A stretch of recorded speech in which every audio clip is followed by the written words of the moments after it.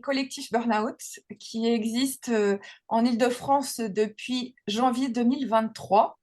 Donc, nous sommes 7 thérapeutes et experts en Île-de-France à accompagner le burn-out. Nous sommes nous avons un psychologue, une psychologue clinicienne. Je suis moi-même sophrologue et praticienne en massage psychocorporel. Nous avons également avec nous au psychologue, également une art thérapeute, une coach en transition professionnelle, une micronutritionniste et également une juriste en droit du travail.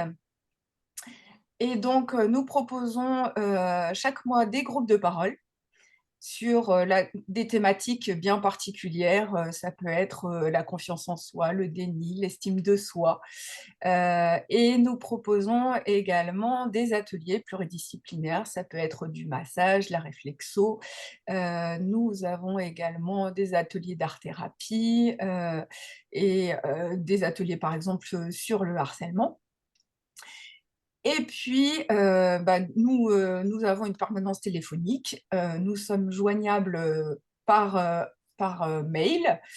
Et puis, nous organisons également des conférences sur le burn-out. Nous intervenons dans des cadres associatifs également. Et puis, nous avons créé une antenne. Là, on va sortir de l'Île-de-France, mais nous avons créé une antenne à Strasbourg, autour de Strasbourg et dans le Grand Est.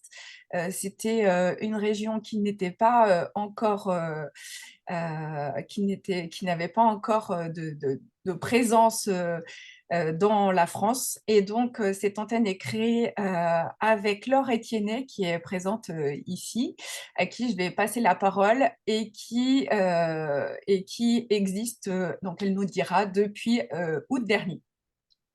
Laure, je te laisse la parole. Merci Annie, je te remercie. Bonjour à tous. Donc effectivement, pour me présenter, Laure Etiennet, je suis à la base avocat en droit du travail depuis maintenant près de 9 ans. Très tournée vers tout ce qui est violence au travail, donc burn-out, harcèlement, discrimination.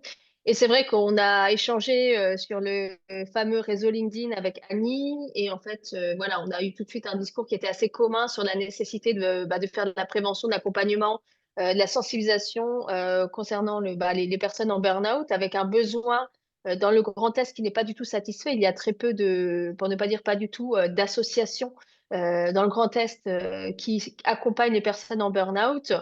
Donc, on a décidé effectivement de créer une antenne qui est destinée à reproduire ce qui est déjà fait effectivement par le siège, à savoir faire des ateliers, des groupes de parole et monter effectivement une équipe pluridisciplinaire qui pourrait accompagner les personnes en burn-out. Donc ça, ce projet, il est né l'été dernier. On a effectivement créé l'antenne et aujourd'hui, l'antenne, elle compte pas mal de monde puisqu'on a un sophrologue, Lionel Legène, on a un psychologue du travail également qui fait de la prévention aussi en entreprise, Samuel Laurent, on a une massothérapeute, on a également Noémie Lio qui fait tout ce qui est gestion de carrière et transition professionnelle, donc tout ce qui est bilan de compétences. On a un coach en prévention et reconstruction du burn-out, Jean-Cédric Violet. Pour ceux qui sont sur LinkedIn, il est très actif et il a une méthode qui est qui a fait ses preuves concernant effectivement l'accompagnement des personnes qui sont en burn-out. Sur le plan juridique, il y a moi, en tant qu'avocate, mais on a également une consultante RH, Mylène Rani, qui est là effectivement pour aider les personnes sur l'aspect juridique, parce qu'il y a forcément, à un moment ou à un autre, une question juridique, notamment sur la situation des personnes quand elles sont en arrêt de travail, quels sont leurs droits, qu'est-ce qu'elles peuvent faire, qu'est-ce que vis-à-vis de l'entreprise, que faire si elles veulent retourner en entreprise, comment préparer la réintégration, comment sortir. Enfin, voilà, il y a un certain nombre de questionnements, également vis-à-vis de la caisse de sécurité sociale.